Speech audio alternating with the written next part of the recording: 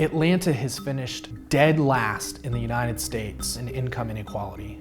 It's unacceptable for the capital of the South. It has a lot to do with race and a lot to do with initially when the MARTA Act was developed in the late 60s, our suburban counties chose not to support the regional transportation referendum because of their concerns about communities of color coming to their counties. And now we have this divide. We do know that we have two Atlantas right now. And it's not like it's been two Atlantas recently. It's been two Atlantas for quite a while. But at the same time, we all suffer as a result of it because we all sit in traffic. We all have access to bad air and bad water. Underneath the trees, there are communities that are not doing well. There are children that are not going to school. There are people that are homeless. There are communities that are suffering. There were policies that were put in place that encouraged a level of inequity that is consistently being translated through our built environment and through our transportation policies. It is unacceptable for a city who has a legacy around civil rights and organizing that Atlanta has. This cannot continue. As the market continues to come back, as upper middle class people continue to move from the suburbs back into the city, we have to intervene at this moment to make change. Benefits are happening for people that are living along the Beltline and people that are in the city of Atlanta. We're seeing an economic boom. We need to make sure that boom has a balance to it, that it has equity, that we can, pivot some of that towards the areas that need it the most. All things are not equal because people are not starting at the same place. When you talk about housing, we are disproportionately adversely affected. Rental rates within the city of Atlanta are beyond the price of average citizens. The workforce here cannot afford to live in our city. And if we don't do anything about it now, it's going to continue to fester. Children and getting someplace in their life, being successful. It means my daughter has a chance out here.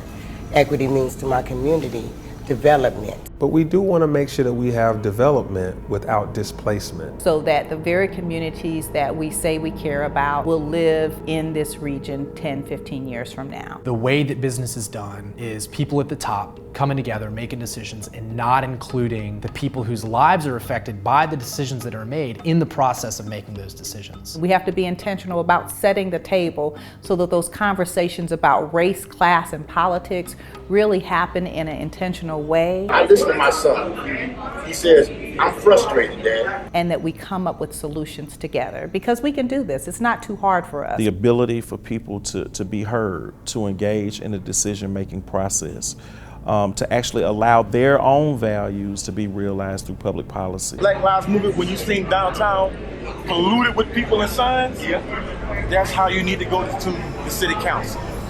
Instead of stopping traffic, go flood City Hall. It is the people who hold the destiny of a community in its hands. People whose literally lives are on the line, the quality of the people's lives are on the line, are included in these decision-making processes. Just 2 years ago, the citizens of Clayton County voted to join MARTA.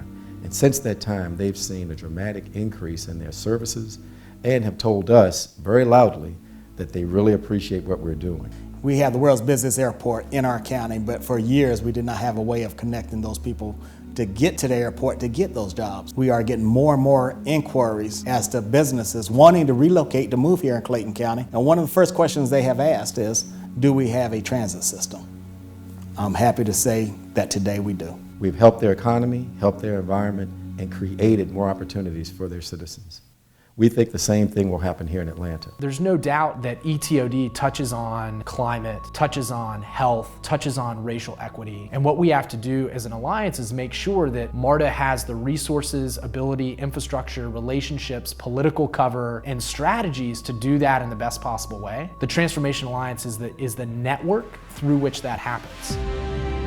MARTA is going to partner with developers to build around many transit stations. And so if the Transformation Alliance can increase its capacity to support MARTA in that work through creative placemaking strategies, through housing and finance policy strategies, through energy equity strategies, then we're increasing the opportunity for people in Atlanta for their health to be better, for there to be better air quality in Atlanta because more people are riding MARTA because they live closer to a MARTA station than getting in a car and polluting the environment. That's the kind of work that the Transformation Alliance is really trying to do. They touch the people in ways that we can touch, but sometimes we can't touch as well, as often, and as quickly. I'm a single parent with 3 teenagers, but the house is perfect for me. I don't have to actually struggle or try to figure out how I'm gonna do this. It fits in with my lifestyle according to my finances and me and my kids. They walk everywhere because everything's so close. You don't have to strive to live above your means to have something that's for you and your family. You don't have to. I'm not living above my means, but I'm comfortable, and this house is perfect. It's perfect for my family. I don't think it would have been perfect for any of the families that was out there looking at it. Just so it happened, God gave it to me. I asked for it and it was given. And I'm truly grateful. And the great thing about the nonprofits that we have in this city is that they are capable, they are of scale, and they have history. MARTA is forging ahead in this ETOD movement, and the Transformation Alliance was largely created to support MARTA in those efforts. How do we use capital to fill the gaps in ensuring the 20% affordability at all the MARTA stations? How do we make sure that communities that don't have healthy food have access to healthy food right at the train stop? How do we get photovoltaic panels, solar panels on all of 38 MARTA stations across the region? What does the future of Atlanta look like, and how do we make sure that everyone in the region prospers? I want to see us become one city. A new set of conditions for prosperity and equity in communities that have been left behind. With thoughtful growth, we can improve the community while preserving the way of life for those residents who built that community.